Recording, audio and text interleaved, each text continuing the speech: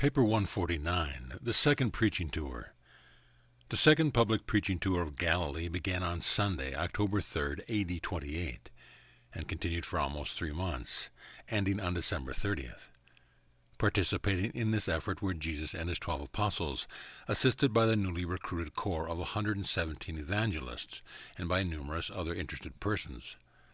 On this tour they visited Gadara, Ptolemais, Japhiah, Dabarita, Megiddo, Jezreel, Scythopolis, Tarichea, Hippos, Gamala, Bethesda, Julias, and many other cities and villages. Before the departure on this Sunday morning, Andrew and Peter asked Jesus to give the final charge to the new evangelists. But the Master declined, saying that it was not his province to do these things which others could acceptably perform. After due deliberation, it was decided that James Zebedee should administer the charge. At the conclusion of James' remarks, Jesus said to the evangelists, "Go now forth to do the work as you have been charged, and later on, when you have shown yourselves competent and faithful, I will ordain you to preach the gospel of the kingdom." On this tour, only James and John traveled with Jesus. Peter and the other apostles each took with them about 12 of the evangelists and maintained close contact with them while they carried on their work of preaching and teaching. As fast as believers were ready to enter the kingdom, the apostles would administer baptism. Jesus and his 2 companions traveled extensively during these 3 months, often visiting 2 cities in one day to observe the work of the evangelists and to encourage them in their efforts to establish the kingdom.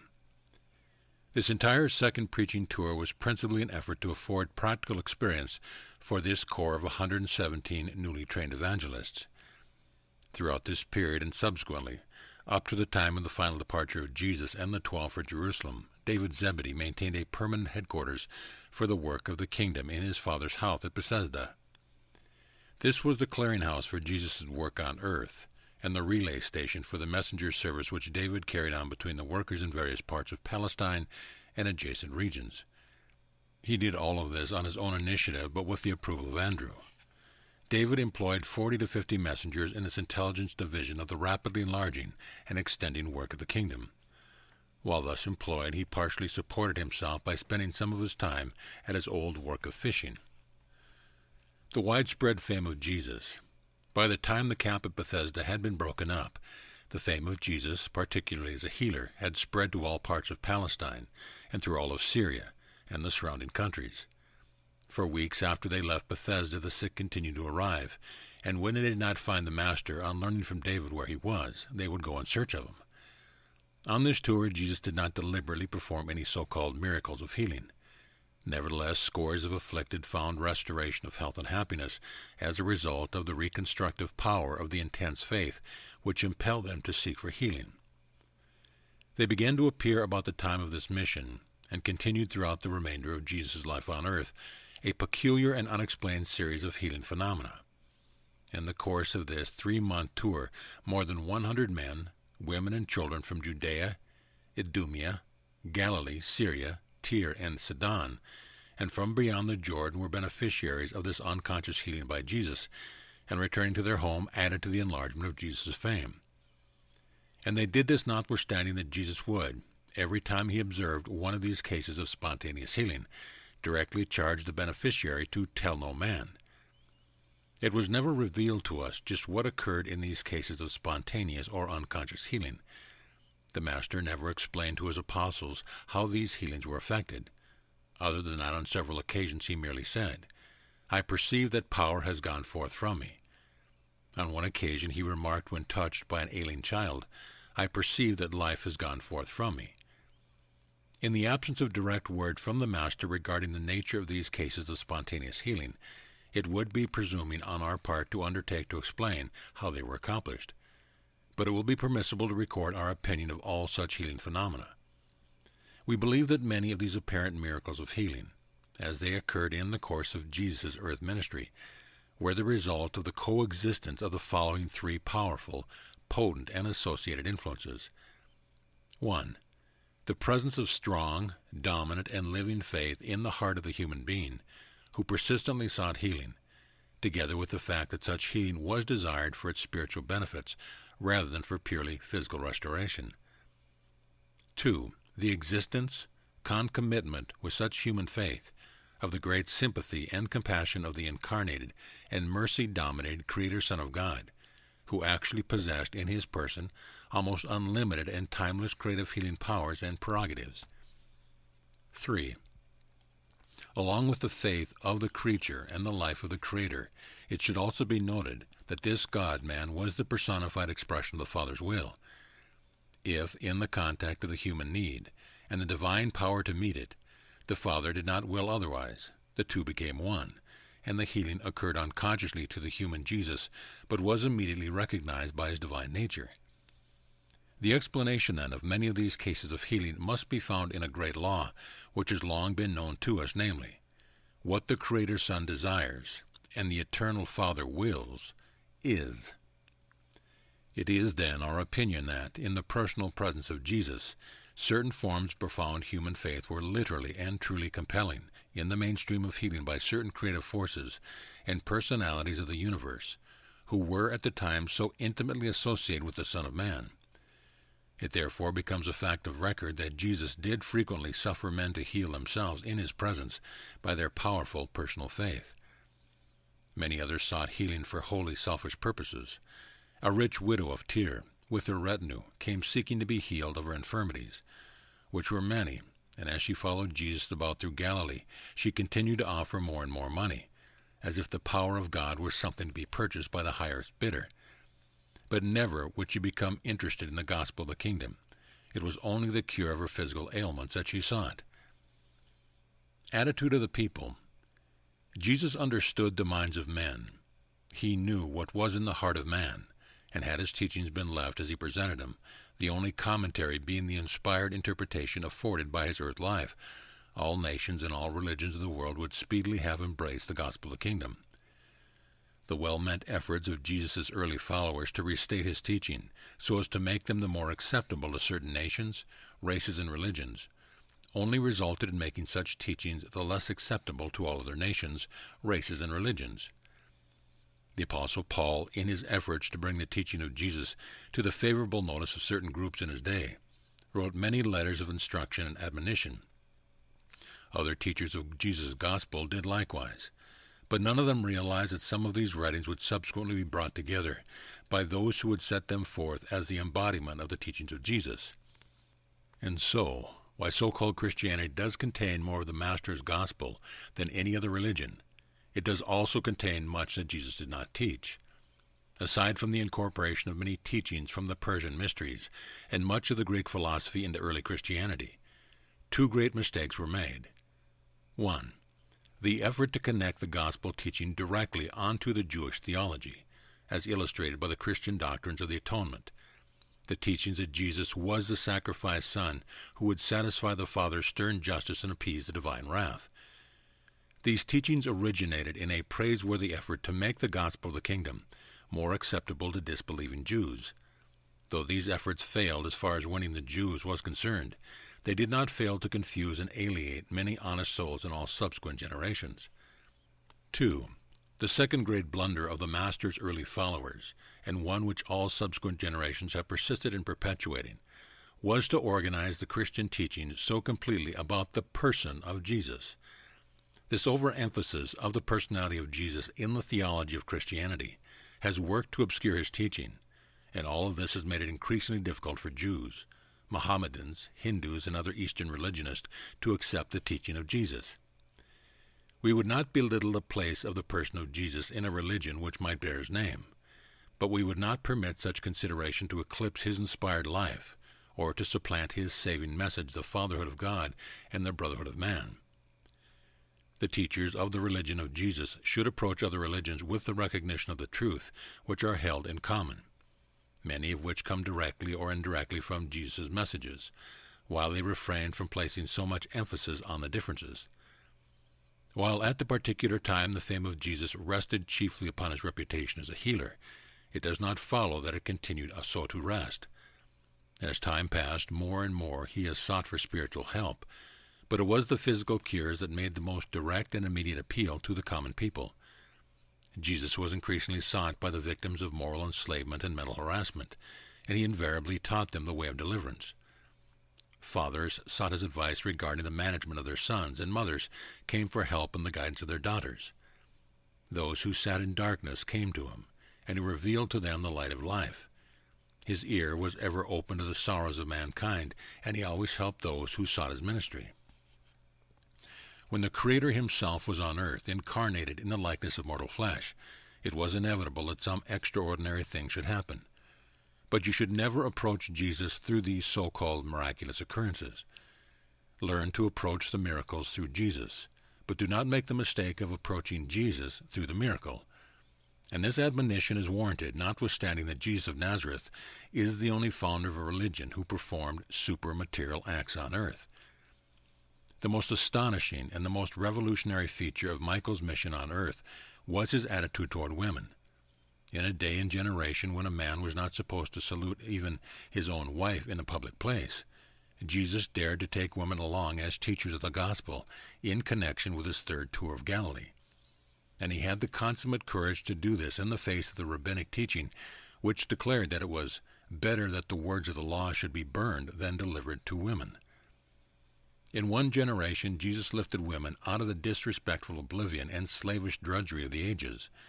And it is the one shameful thing about the religion that presumed to take Jesus' name, that it lacked the moral courage to follow his noble example in its subsequent attitude toward women. As Jesus mingled with the people, they found him entirely free from the superstitions of that day. He was free from religious prejudice. He was never intolerant. He had nothing in his heart resembling social antagonism.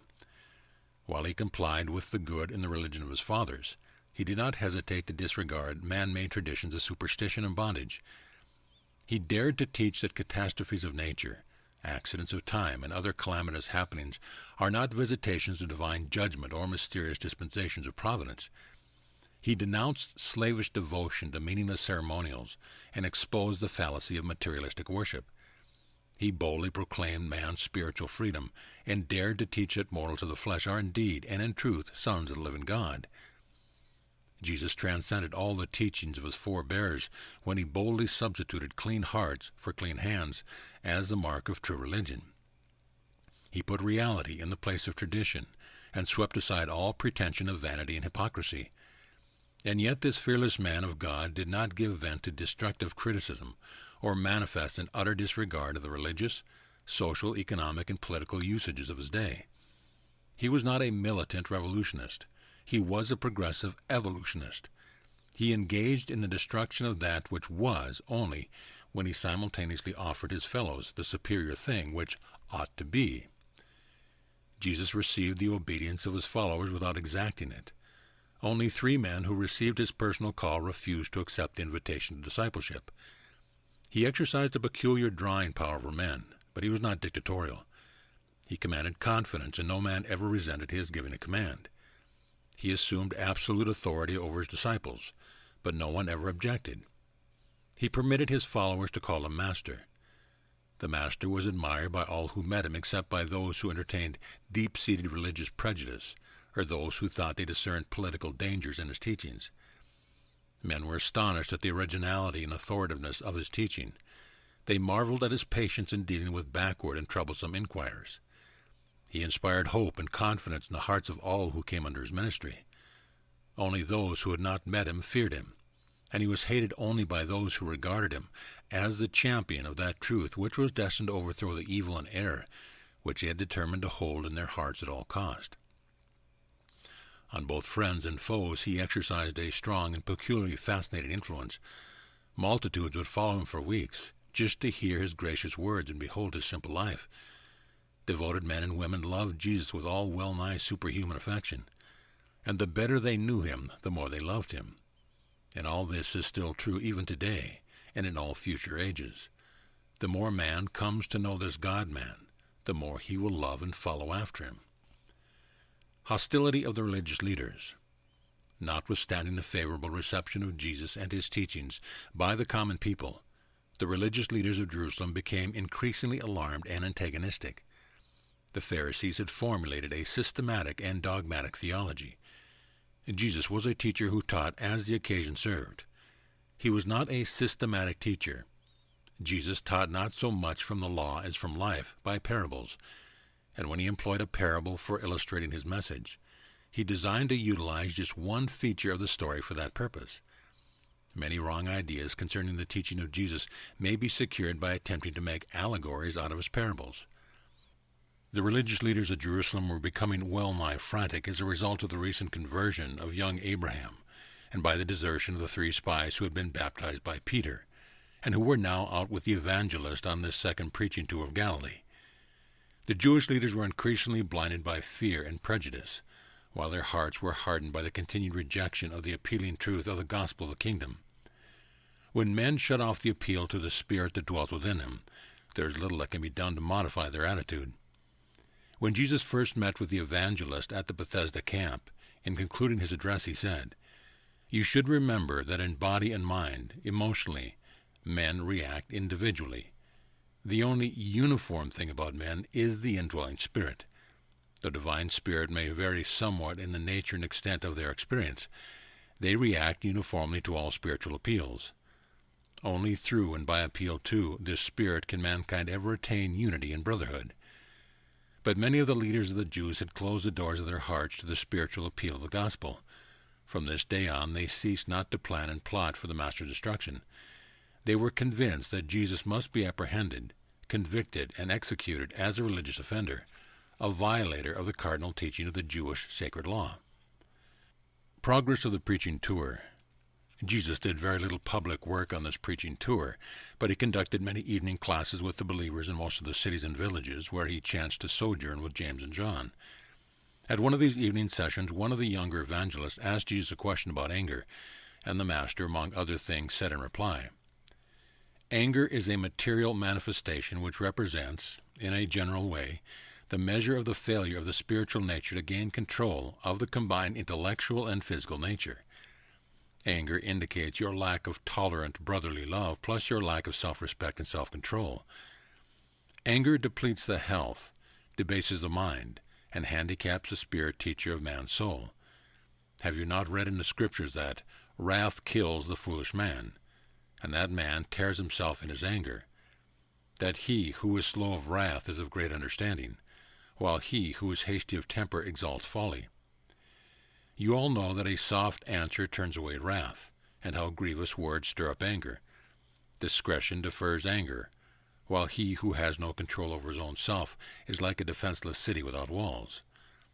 Wrath is cruel, and anger is outrageous.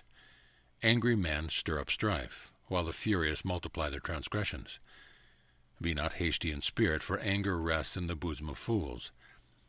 Before Jesus ceased speaking, he said further, "Let your hearts be so dominated by love that your spirit guide will have little trouble in delivering you from the tendency to give vent to those outbursts of animal anger which are inconsistent with the status of divine sonship." On this same occasion, the Master talked to the group about the desirability of possessing well-balanced character. He recognized that it was necessary for most men to devote themselves to the mastery of some vocation, but he deplored all tendency towards over-specialization, toward becoming narrow-minded and circumscribed in less activity. He called attention to the fact that any virtue, if carried to extremes, may become a vice. Jesus always preached temperance and taught consistency, proportionate adjustment of life's problems.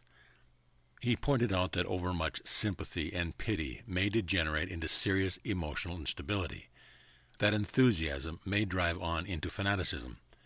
He discussed one of their former associates whose imagination had led him off into visionary and impractical undertaking. At the same time, he warned them against the dangers of the dullness of over-conservative mediocrity. And then Jesus discoursed on the dangers of courage and faith, how they sometimes lead unthinking souls onto the recklessness and presumption. He also showed how prudence and discretion, when carried too far, lead to cowardice and failure. He exhorted his hearers to strive for originality while they shunned all tendency towards eccentricity. He pleaded for sympathy without sentimentality, piety without sanctimoniousness. He taught reverence free from fear and superstition. It was not so much what Jesus taught about the balanced character that impressed his associates, as the fact that his own life was such an eloquent exemplification of his teaching. He lived in the midst of stress and storm, but he never wavered. His enemies continually laid snares for him, but they never entrapped him.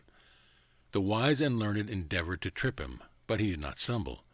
They sought to embroil him in debate, but his answers were always enlightening, dignified, and final. When he was interrupted in his discourse with multitudinous questions, his answers were always significant and conclusive. Never did he resort to ignoble tactics in meeting the continuous pressure of his enemies, who did not hesitate to employ every sort of false, unfair, and unrighteous mode of attack upon him. While it is true that many men and women most assiduously apply themselves to some definite pursuit of livelihood, vocation, it is nevertheless wholly desirable that human beings should cultivate a wide range of cultural familiarity with life as it is lived on earth. Truly educated persons are not satisfied with remaining in ignorance of the lives and doings of their fellows. Lessons regarding contentment. When Jesus was visiting the group of evangelists working under the supervision of Simon Zealot during their evening conference, Simon asked the Master, "Why are some persons so much more happy and content than others? Is contentment a matter of religious experience?" Among other things, Jesus said in answer to Simon's questions, "Simon, some persons are naturally more happy than others. Much, very much, depends on the willingness of man to be led and directed by the Father's Spirit which lives within him. Have you not read in the Scripture the words of the wise man? The spirit of man is the candle of the Lord, searching all the inward parts. And also that such a spirit-led mortal say, The lines are fallen to me in pleasant places. Yes, I have a goodly heritage. A little that a righteous man has is better than the riches of many wicked. For a good man shall be satisfied within himself. A merry heart makes a cheerful countenance and is a continual feast. Better is a little with the reverence of the Lord than great treasures and trouble therewith. Better is a dinner of herbs where love is than fatted ox and hatred therewith. Better is a little with righteousness than great reverence without vicissitude. A merry heart does good like a medicine. Better is a handful with composure than a superabundance with sorrow and vexation of spirit. Much of man's sorrow is born of the disappointment of his ambitions and the wounding of his pride. Although men owe a duty to themselves to make the best of their lives on earth, having thus sincerely exerted themselves, they should cheerfully accept their lot and exercise ingenuity in making the most of that which has fallen to their hands. All too many of man's troubles take origin in the fierce soil of his own natural heart. The wicked flee when no man pursues. The wicked are like the troubled sea, for it cannot rest. But its waters cast up mire and dirt. There is no peace, says God, for the wicked. Seek not, then, for false peace and transient joy, but rather for the assurance of faith and the sureties of divine sonship, which yield composure, contentment, and supreme joy in the Spirit. Jesus hardly regarded this world as a vale of tears. He rather looked upon it as the birth sphere of the eternal and immortal spirits of paradise ascension, the vale of soul-making. The fear of the Lord. It was at Gamala during the evening conference that Philip said to Jesus, "Master, why is it that the Scriptures instruct us to fear the Lord, while you would have us look to the Father in heaven without fear? How are we to harmonize these teachings?" And Jesus replied to Philip, saying, "My children, I am not surprised that you ask such questions. In the beginning it was only through fear that man could learn reverence. But I have come to reveal the Father's love so that you will be attracted to the worship of the eternal by the drawing of a Son's affectionate recognition and reciprocation of the Father's profound and perfect love. I would deliver you from the bondage of driving yourselves through slavish fear to the irksome service of a jealous and wrathful King God. I would instruct you in the Father-Son relationship of God and man, so that you may be joyfully led into the sublime and supernal free worship of a loving, just, and merciful Father God. The fear of the Lord has had different meanings in the successive ages, coming up from fear, through anguish and dread, to awe and reverence. And now from reverence I would lead you up, through recognition, realization, and appreciation, to love. When man recognizes only the works of God, he is led to fear the Supreme. But when man begins to understand and experience the personality and character of the living God, he is led increasingly to love such a good and perfect, universal and eternal Father. And it is just this changing of the relation of man to God that constitutes the mission of the Son of Man on earth. Intelligent children do not fear their father in order that they may receive good gifts from his hand, But having already received the abundance of good things bestowed by the dictates of the Father's affection for his sons and daughters, these much-loved children are led to love their Father in responsive recognition and appreciation of such munificent beneficence. The goodness of God leads to repentance. The beneficence of God leads to service. The mercy of God leads to salvation, while the love of God leads to intelligent and free-hearted worship. Your forebears feared God because he was mighty and mysterious. You shall adore him because he is magnificent in love, plenteous in mercy, and glorious in truth. The power of God engenders fear in the heart of man, but the nobility and righteousness of his personality beget reverence, love, and willing worship. A dutiful and affectionate son does not fear or dread even a mighty and noble father. I have come into the world to put love in the place of fear, joy in the place of sorrow, confidence in the place of dread, loving service and appreciative worship in the place of slavish bondage and meaningless ceremonies. But it is true of those who sit in darkness that the fear of the Lord is the beginning of wisdom. But when the light has more fully come, the sons of God are led to praise the Infinite for what he is, rather than to fear him for what he does. When children are young and unthinking, they must necessarily be admonished to honor their parents. But when they grow older and become somewhat more appreciative of the benefits of the parental ministry and protection, they are led up through understanding, respect, and increasing affection to that level of experience where they actually love their parents for what they are, for more than what they have done. The father naturally loves his child, but the child must develop his love for the father from the fear of what the father can do, through awe, dread, dependence, and reverence, to the appreciative and affectionate regard of love. You have been taught that you should fear God and keep his commandments, for that is the whole duty of man. But I have come to give you a new and higher commandment. I would teach you to love God and learn to do his will, for that is the highest privilege of the liberated sons of God. Your fathers were taught to fear God, the Almighty King. I teach you, love God, the All-Merciful Father. In the kingdom of heaven, which I have come to declare, there is no high and mighty king. This kingdom is a divine family. The universally recognized and unreservedly worshipped center and head of this far-flung brotherhood of intelligent beings is my Father and your Father. I am his son, and you are also his sons. Therefore it is eternally true that you and I are brethren in the heavenly estate, and all the more so since we have become brethren in the flesh of the earthly life. Cease then to fear God as a king, or serve him as a master. Learn to reverence him as the Creator, honor him as the Father of your spirit youth. Love him as a merciful defender, and ultimately worship him as the loving and all-wise Father of your more mature spiritual realization and appreciation. Out of your wrong concepts of the Father in heaven grow your false ideas of humility, and springs much of your hypocrisy. Man may be worm of the dust by nature and origin, but when he becomes indwelt by my Father's Spirit, that man becomes divine in his destiny. The bestowal spirit of my Father will surely return to the divine source and universe level of origin, and the human soul of mortal man, which shall have become the reborn child of this indwelling spirit, shall certainly ascend with the divine spirit to the very presence of the eternal Father. Humility indeed becomes mortal man who receives all these gifts from the Father in heaven, albeit there is a divine dignity attached to all such faith candidates for the eternal ascent of the heavenly kingdom.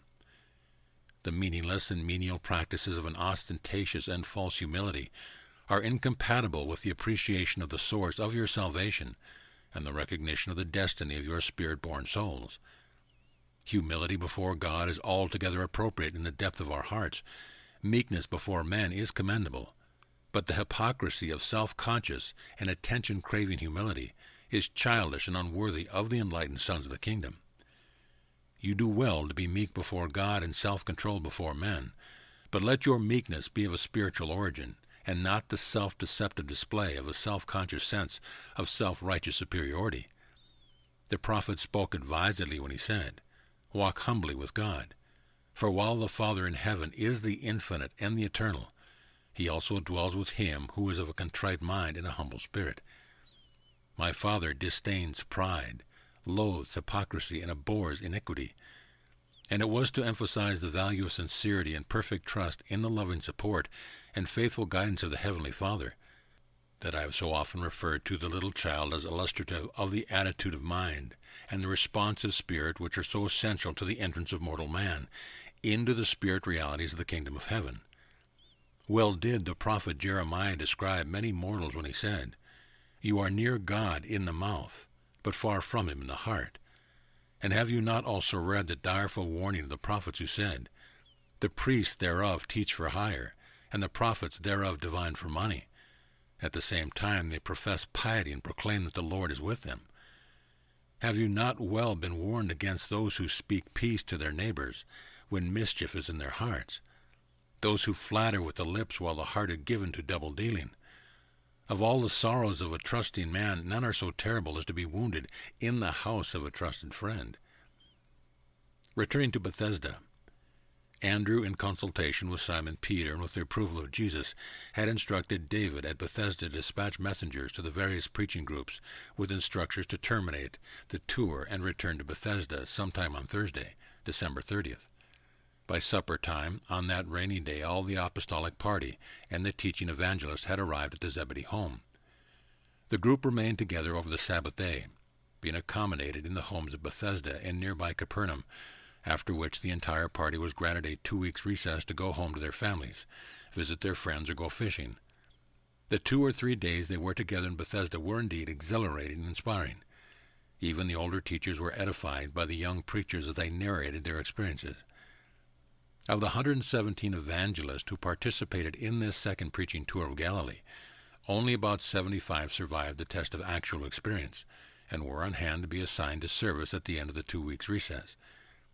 Jesus, with Andrew, Peter, James, and John, remained at the Zebedee home and spent much time in conference regarding the welfare and extension of the kingdom. End of Paper 149.